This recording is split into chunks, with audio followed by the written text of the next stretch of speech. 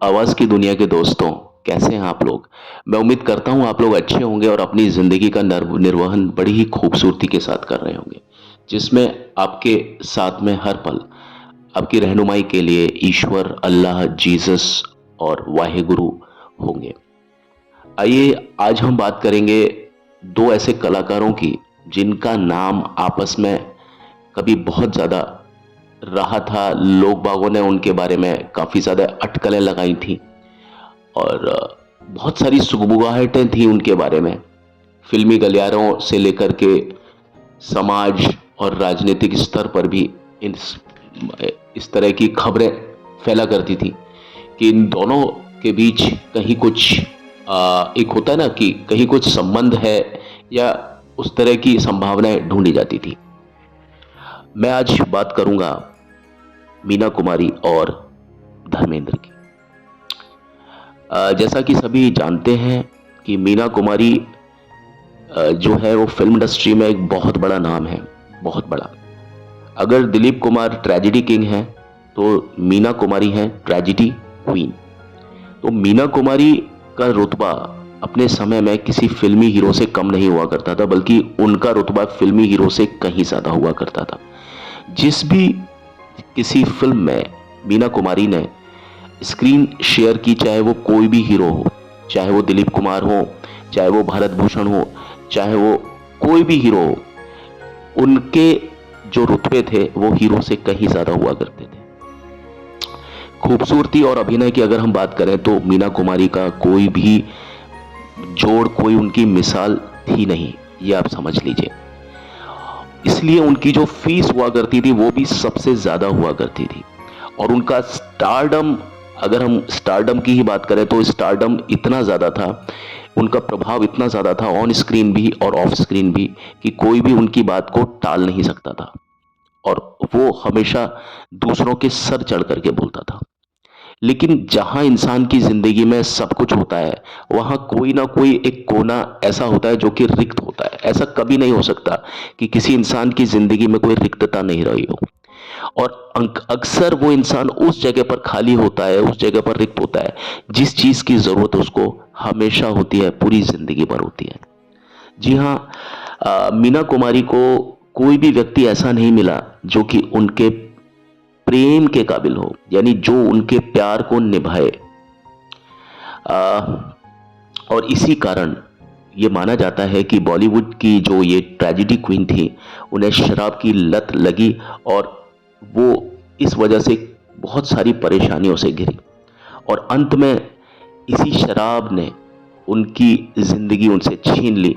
और अगर ये ज़िंदगी अगर समय से गई होती तो अच्छी बात थी, लेकिन बहुत कम उम्र में मीना कुमारी ने अपनी ज़िंदगी की लीला को समाप्त कर लिया। उनकी जो शादी थी वो राइटर डायरेक्टर कमाल अमरोही साहब से हुई और कमाल अमरोही, जैसा कि मैंने आपको पहले भी बताया, किसी भी परिचय के मोहताज नहीं है।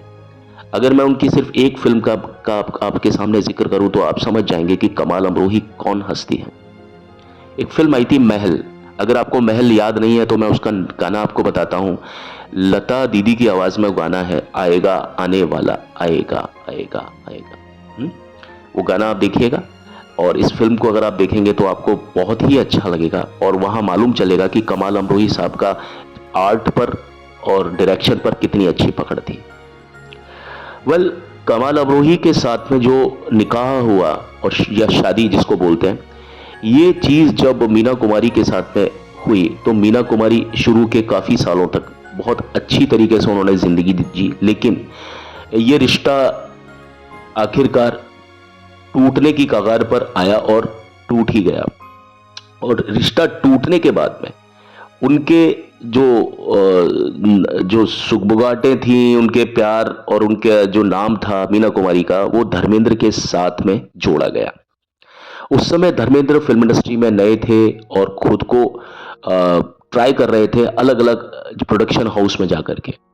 और मीना कुमारी ने अपना प्रभाव दिखाते हुए धर्मेंद्र की बात कई प्रोड्यूसर डायरेक्टर से की, क्योंकि मीना कुमारी उस समय ऐसा नाम था कि जिनको कोई मना नहीं कर सकता था, उनकी पहचान बहुत होती थी।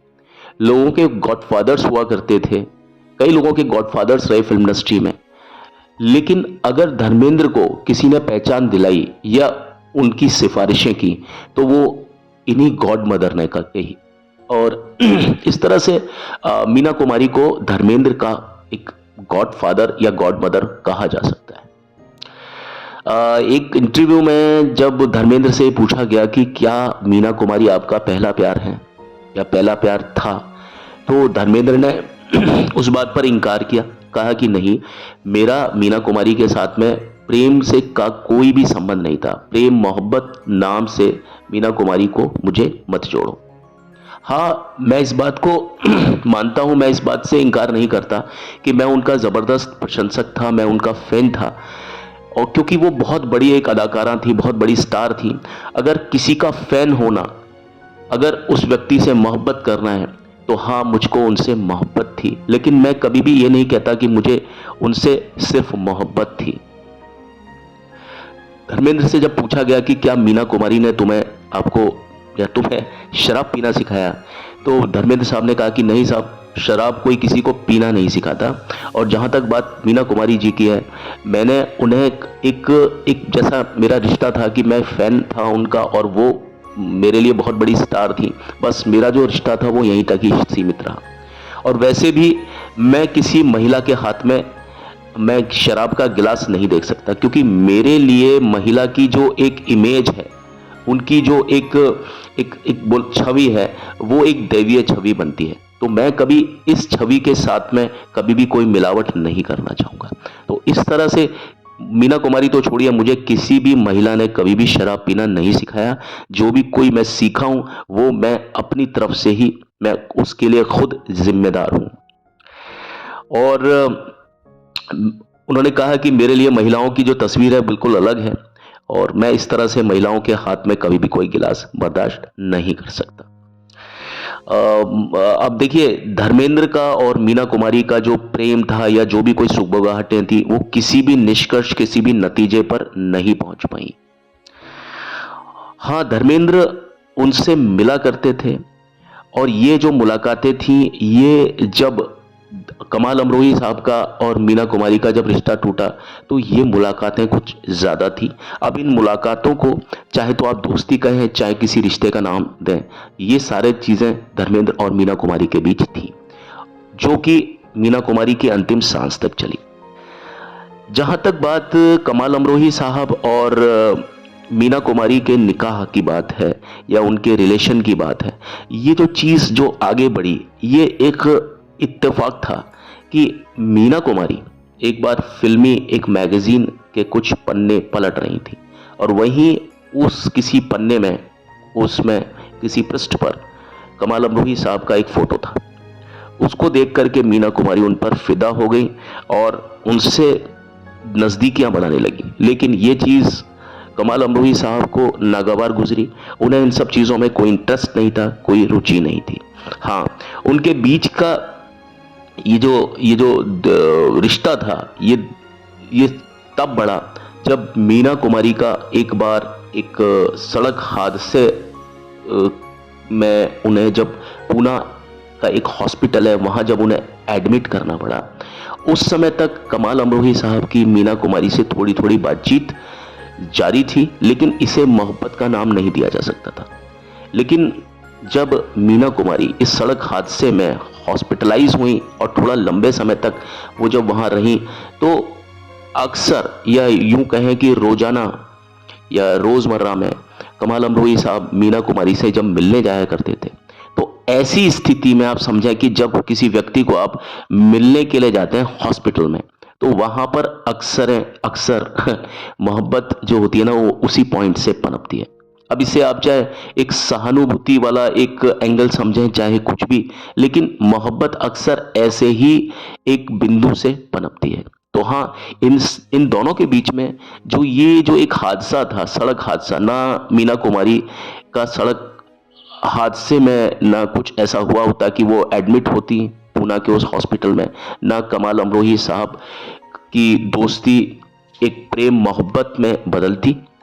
हाँ, ये जब रिलेशन जब उनका बन गया था, और वो जब एक दूसरे से शादी या निकाह करने वाले थे, इस चीज के लिए एक व्यक्ति ने सबसे ज्यादा जो रोड़े अटकाए, यानी जो व्यक्ति इन बातों को, इनके बीच के इस प्रकरण को बिल्कुल भी पसंद नहीं करता था, वो थे मीना कुमारी के पिता।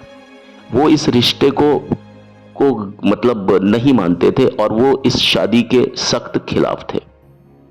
बहरहाल, जैसा कि मैं आपको बताऊं कि कमाल अमरोही साहब ने 2 शादियां की और उन 2 शादियों से उनके 3 बच्चे हुए।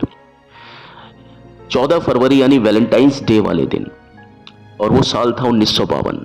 वो एक ऐसी घड़ी थी, वो एक ऐसी डेट थी जहां पर इन दोनों व्यक्तियों को, यानी मीना कुमारी और कमाल अमरोही को एक होना था। और इस दिन इन दोनों ने छुपते छुपाते, सभी की निगाह से बचते हुए निकाह कर लिया। और जब इन्होंने ये किया तो मीना कुमारी का कोई भी घर का व्यक्ति उनके साथ नहीं था, यानी ये जो चीज़ थी, ये उनकी फैमिली और उनके फादर के बिल्कुल खिलाफ थी, जो वो सोचते थे जिस तरह से। तो उनकी एक कंसेंट के विरुद्ध जाकर के मीना कुमारी ने कमाल अमरोही साहब से शादी की। लेकिन दुखद बात यह रही कि यह शादी मात्र 12-13 साल ही टिक पाई, और सन 1964 में इन दोनों के बीच का जो रिश्ता था वो खत्म हो गया और ये दोनों अलग अलग रहने लगे। कमाल अमरोही बताते हैं कि बहुत ज़्यादा रूढ़िवादी किस्म के व्यक्ति थे। हर चीज़ को वो एक छोटी दृष्टि से देखा करते थे, और जहाँ तक बात पति पत्नी के बीच की होती है, वहाँ ऐसा होता ही है साहब। और वो समय भी ऐसा था, और जो मतलब चीज़ें होती थी ना कि अक्सर फिल्म्स के जो डायरेक्टर होते थे, वो जब अपनी वाइफ की बात होती थी तो वो बहुत ज़्यादा रेस्ट्रिक्ट होते थे। लेकिन अगर वही चीज़ प्रेम या प्रेमिका वाली चीज़ होती थी तो वो एडवांस्ड होते थे। तो जब मीना कुमारी का उनके साथ प्रेम था तो वो एडवांस्ड नज़र आते थे, यानी वो खुले और आधुनिक नज़र आते थे। लेकिन शादी होने के बाद में वही व्यक्ति मीना कुमारी के लिए रूढ़िवादी हो गया, और अत्यंत रूढ़िवादी हो गया। वो मीना कुमारी की एक एक हरकत पर नज़र रखते थे और उन पर नियंत्रण पाने की कोशिश करते थे। लेकिन मीना कुमारी को इस तरह का कोई नियंत्रण पसंद नहीं था, और इस सब चीज़ का अंजाम, जैसा कि मैंने बताया, दोनों के बीच जो तलाक था उसको लेकर के इनके बीच का जो रिश्ता था वो ख़त्म हुआ। और उस रिश्ते के बाद में इनकी ज़िंदगी में धर्मेंद्र साहब का पदार्पण हुआ। धर्मेंद्र साहब के बारे में अगर मैं आपको कहूं कि वो एक जाट परिवार से ताल्लुक़ रखते हैं, उसके बावजूद भी उनकी जो पकड़ है उर्दू भाषा पर बहुत अच्छी पकड़ है। क्या कभी आपने धर्मेंद्र को उर्दू या शेरो शायरी करते हुए देखा है? अगर नहीं तो मैं आपको कुछ फिल्में उनकी बता सकता हूं जिनमें उन्होंने बहुत अच्छी उर्दू या बहुत अच्छी शेरो शायरी की है। और ये 1984 की एक मूवी थी जिसका नाम था कयामत। अगर आप उस फिल्म को देखेंगे तो आपको मालूम चलेगा कि धर्मेंद्र की उर्दू बहुत शानदार है। और ये जो उर्दू है, उर्दू पर जो उनकी पकड़ है, वो उस चीज़ का परिणाम है जो कि मीना कुमारी और धर्मेंद्र का जो एक साथ हुआ करता था, ये उसकी वजह से, जहाँ तक मैं समझता हूँ। आज के अध्याय में बस इतना ही। अगले अध्याय में आपके समक्ष, आपकी सेवा में कल फिर से हाजिर होता हूँ।